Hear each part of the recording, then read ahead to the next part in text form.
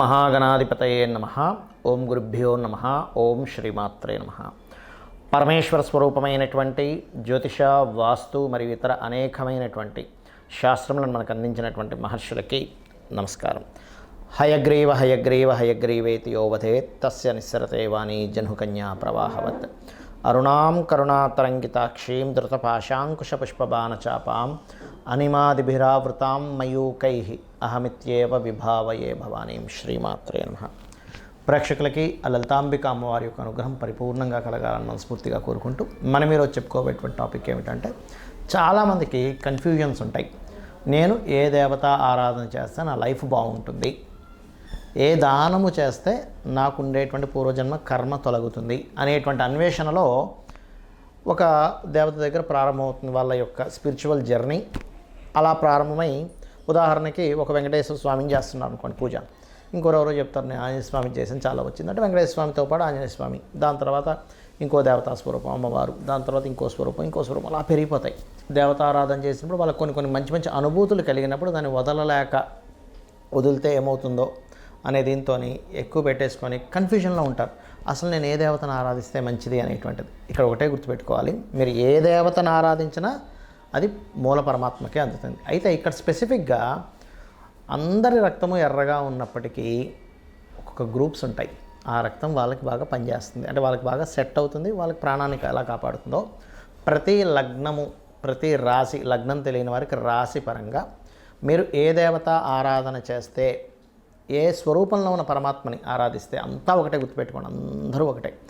ఏ స్వరూపంలో ఉన్నటువంటి పరమాత్మని మీరు ప్రార్థిస్తే మీకు పూర్వజన్మ కర్మ తొలగుతుంది, ఏ దానము ఇస్తే మీకు బాగుంటుంది అనేటువంటి విషయాలు ఒక్కొక్క లగ్నరీత్యా, లగ్నం తెలియని వారి రాశిరీత్యా తెలుసుకుందాం. అయితే ఈ విషయాలు చెప్తుంది నేనైనప్పటికీ కూడా చెప్పేస్తుంది సాక్షాత్ లలిత అమ్మవారిగా భావిస్తూ ఒక్కొక్క లగ్నం గురించి మనం తెలుసుకుందాం. మకర లగ్నము, మకర రాశి.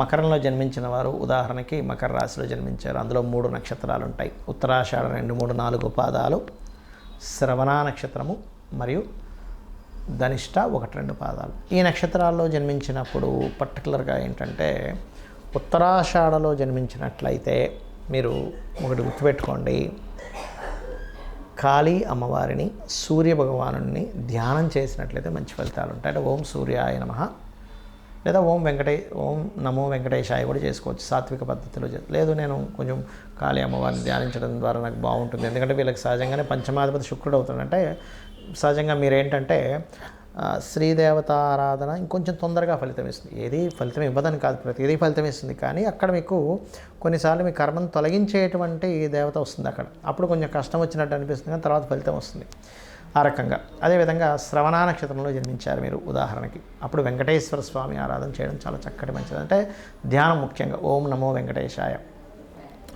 ధనిష్ట 1, 2 పాదాల్లో జన్మించారు అదే మకర రాశిలో, అప్పుడు మీరు చేయవలసింది హనుమత్ ఆరాధన. అందులో ముఖ్యంగా ఓం పంచముఖ హనుమన్ దేవతాయై నమః అనుకోవచ్చు, లేదా పంచముఖ ఆంజనేయ స్వామి ఆలయాలకు వెళ్ళడం కూడా మంచి ఫలితాలు ఇస్తుంది. అయితే మీరు నిత్యము పూజ ఎవరికి చేసుకుంటే మంచిది, అమ్మవారి స్వరూపం ఎవరికైనా చేయొచ్చు, అందులో ముఖ్యంగా లలిత లేదా లక్ష్మీదేవికి చేసుకోవచ్చు. మరి మీరు ఏ రకమైనటువంటి దానం ఇవ్వడం ద్వారా మీకు పూర్వజన్మ కర్మ తొలగుతుంది అంటే, ఎక్కువగా కందులు ఇవ్వాలి, గుర్తుపెట్టుకోండి. వృశ్చిక రాశిలో మీకు ఏదైనా గ్రహం ఉంది, లేదా కన్యారాశిలో గ్రహం, మిథున రాశిలో గ్రహం ఉంది, ఆ గ్రహ సంబంధించినటువంటిది దానం ఇవ్వడము, ఆ గ్రహ సంబంధించినటువంటి పదార్థాన్ని గోవుకి తినిపించడం ద్వారా, అందులో ముఖ్యంగా దేశీవాలి గోవుకి తినిపించడం ద్వారా మీ యొక్క పూర్వజన్మ కర్మ పూర్తిగా తగ్గుతుంది. అయితే ఇక్కడ ఎప్పుడు కూడా మీరు దానం ఇచ్చేటప్పుడు కానీ, గోవుకు తినిపించేటప్పుడు కానీ భావన చాలా ముఖ్యం. ప్రేమగా లేదా ఒక ఆరాధనాభావంతో కానీ మీరు తినిపించినట్లయితే అక్కడ దేవత ఖచ్చితంగా కనెక్ట్ అవి తీరుతుంది. మనం పూజ చేసేటప్పుడు పర్టికులర్గా కొన్ని అంశాలు మీరు గుర్తుపెట్టుకోవాలి. ఏమిటది? ఎందుకంటే అలా చేస్తేనే మీకు ఆ యొక్క పూజా ఫలితము 100% మీకు వస్తుంది. ఎలా అంటే, చాలామంది పూజ చేసేటప్పుడు భయంతో పూజ చేస్తుంటారు. అమ్మో ఇవాళ నేను పూజ చేయలేదు ఏమవుతుందో, అమ్మో నేను రోజు పెట్టే నైవేద్యం పెట్టలేదు ఏమవుతుందో, ఇవాళ గాబరగా చేసేసుకున్నాను ఏమవుతుందో అని. కానీ ఒకటే గుర్తుపెట్టుకోండి, ఎప్పుడూ కూడా దేవతని, అది అమ్మవారు కావచ్చు, ఈశ్వరుడు కావచ్చు, నారాయణుడు కావచ్చు, గుర్తుపెట్టుకోండి, వాళ్ళని మనం ఒక చిన్న పిల్లవాడిని తల్లి ఎలా అయితే చూస్తుందో, అమ్మాయి కావచ్చు అబ్బాయి కావచ్చు, తల్లి వాడిని చాలా జాగ్రత్తగా పెంచుతుంది. అంటే అట్లాగా వాడి నుంచి ఏమీ ఎక్స్పెక్ట్ చేయదు, కేవలం వాడిని పెంచడంలోనే ఆనందం పొందుతూ ఉంటుంది.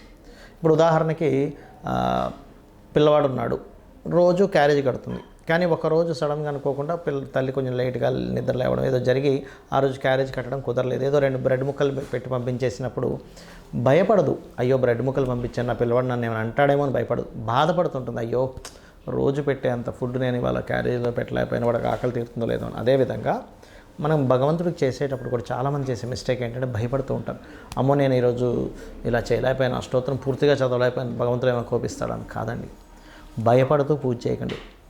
అయ్యో ఇలా చేయలేకపోయానే అనేటువంటి భావంతో చేయండి. ఎందుకంటే లలితా సహస్రనామాల్లో భవానీ భావనాగమ్య భవారణ్య కుటారిక అని నామం ఉంటుంది. అంటే మీ భావన చాలా ముఖ్యం భగవంతుడి మీద.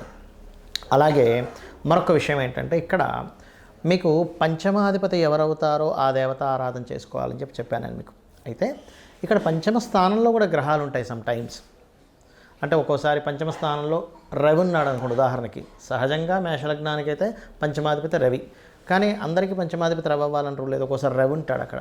రవి ఉన్నప్పుడు ఆ ఉన్న గ్రహానికి ఎక్కువ ప్రాధాన్యత ఇవ్వండి. అంటే సూర్య ఆరాధన చేయడం, లేదు చంద్రుడు ఉన్నాడు అప్పుడు రాజరాజేశ్వరి అమ్మవారి ఆరాధన చేయడం, లేదండి కుజుడు ఉన్నాడు అప్పుడు స్కందుని ఆరాధన కానీ నరసింహస్వామి ఆరాధన కానీ ఆంజనేయ స్వామి ఆరాధన కానీ చేయండి. లేదండి బుధగ్రహం ఉందండి మాకు అక్కడ, అయితే ఇక్కడ ఉన్న గ్రహం ఎలా ఉంది, బాగా పాపకత్తిరిలో ఉండి లేకపోతే ఎక్కువ పాపగ్రహాలతో ఇంకొంచెం తీవ్రంగా చేయాలని అర్థం. సౌమ్య గ్రహాలతో ఉంటే సౌమ్యంగా సరిపోతుంది. తీవ్రంగా చేయడం అంటే ఏమిటి అంటే ఇంకాస్త కఠినంగా, అంటే ఇంకొంచెం హోమాలు చేయడం కానీ తర్పణాలు చేయడం కానీ కాస్త ఎక్కువగా చేయాలి. బుధగ్రహం ఉంది నారాయణుని విష్ణువుని, గురుగ్రహం ఉన్నది అక్కడ పంచమంలో, అప్పుడేంటి మీరు ఆ యొక్క దత్తాత్రేయుడిని ఆరాధించడము, దక్షిణామూర్తి ఆరాధన చేయాలి.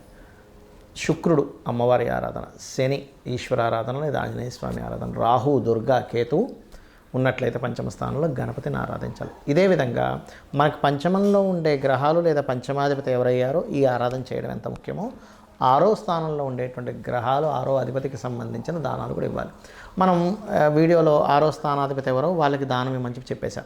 కానీ 6వ స్థానంలో ఏదైనా గ్రహం ఉంది, ఇప్పుడు రవి ఉన్నాడు గోధుమలు దానంగా ఇవ్వండి, చంద్రుడు బియ్యం, కుజుడు కందులు, దాంతోపాటు ఎరుపు రంగు క్లాతు, అదేవిధంగా బుధుడు పెసలు, గురువు శనగలు, అదేవిధంగా శుక్రుడు బొబ్బర్లు, శని తెల్ల నువ్వులు, రాహు మినుములు, కేతువు ఉలవలు దానంగా ఇవ్వండి. అయితే ఇక్కడ ఒక విషయం ఏంటంటే దానం ఇచ్చేటప్పుడు తీసుకునే వ్యక్తి ఈశ్వర స్వరూపంగా భావించి ఇవ్వండి. ఏదో నా దగ్గర ఉన్నాయి అనేటువంటి భావంతో కాకుండా చక్కగా ఆ తీసుకునే వ్యక్తి కూడా బ్రాహ్మణుడికి అంటే పురోహితుడికి ఒక లక్షణం చెప్పబడింది, దానము తీసుకోవాలి దానము ఇవ్వాలి అట. చాలామంది ఈ మధ్య ఏం చేస్తున్నారంటే తీసుకునేటువంటి విషయంలో అమ్మో మేము తీసుకోము, మేము తీసుకుంటే మాకు ఆ కర్మ వస్తుంది అనేటువంటి భయపడుతుంటారు. అయితే ఇక్కడ చాలా సందర్భాల్లో ఏమవుతుంటుందంటే వాళ్ళు తీసుకొని పక్కన పెట్టేయడం లేదా అక్కడ పెట్టేసి వెళ్ళండి అన్నమో అంటూ ఉంటారు. అలాగా అక్కడ పెట్టేసి వెళ్ళండి అనుకునే దగ్గర మీరు దానం ఇవ్వడం అనేటువంటిది అనవసరం. మరి అలాంటప్పుడు కొంతమంది అడుగుతుంది ఏంటంటే ఏమంటే మరి ఈ దాన ప్రక్రియలో గోవుకి ఏమైనా పెట్టొచ్చా అంటూ ఉంటారు. గోవులకి ఈ దానం ఇచ్చేది పెట్టకండి. ఇప్పుడు గోధుమ రవ్వ తినిపించవచ్చు గోవుకి, బియ్యము పిండి వరకు తినిపించవచ్చు, కానీ ఈ కందుల కంటే కూడా ముఖ్యంగా క్యారెట్స్ తినిపించండి కందుల ప్లేస్లో, అంటే కుజుడికి సంబంధించింది. అలా కాదు శనగలు ఇస్తున్నాము గురువుకి సంబంధించింది, అలాంటి సమయంలో మీరు ఆ గ్రహానికి సంబంధించిన అరటికాయలు తినిపించవచ్చు గురువుకి సంబంధించిన విషయంలో. శుక్రుడికి సంబంధించిన విషయంలో ఏదైనా తీపి పదార్థాలు తినిపించవచ్చు. శనికి సంబంధించిన బెల్లం తినిపించవచ్చు, నువ్వులు తినిపించకండి.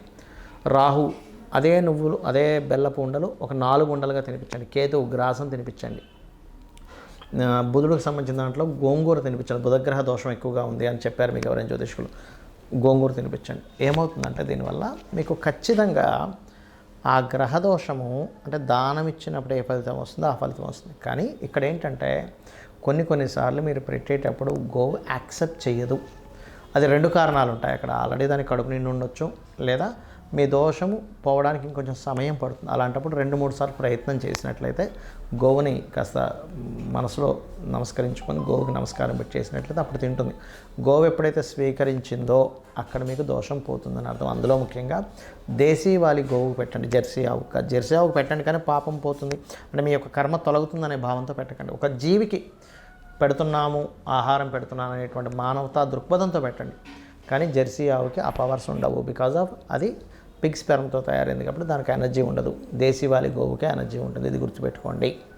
ఇక మీరు ముఖ్యంగా నేను ఇప్పుడు చెప్పినటువంటిది ఏదైతే ఉంటుందో దానాలు, మీకు పాపగ్రహాలు 6వ స్థానంలో ఎక్కువగా ఉన్నప్పుడు కనీసం ఫస్ట్ ఒక 7 వారాలు ఇచ్చేసి ఎవ్రీ 3 మంత్స్కి ఒకసారి ఇస్తుండండి దానం. అదేవిధంగా దేవతారాధన మాత్రం నిత్యము చేయండి. ఏమండి మాకు సమయం లేదు, నిత్యము దేవతారాధన చేసుకునేంత సమయం లేదంటే ఆ దేవత నామాన్ని కనీసం స్మరించుకుంటూ ఉండండి. కొంతమందికి సమయం ఉండదు, కొంతమంది పిల్లలు ఉంటారు, చదువుకునేది ఉంటుంది, కొంతమందికి పొద్దున్న వెళ్ళిపోతే ఎప్పుడో రాత్రి రావాల్సి వస్తూ ఉంటుంది. వాళ్ళ వర్క్స్ అలా ఉంటాయి.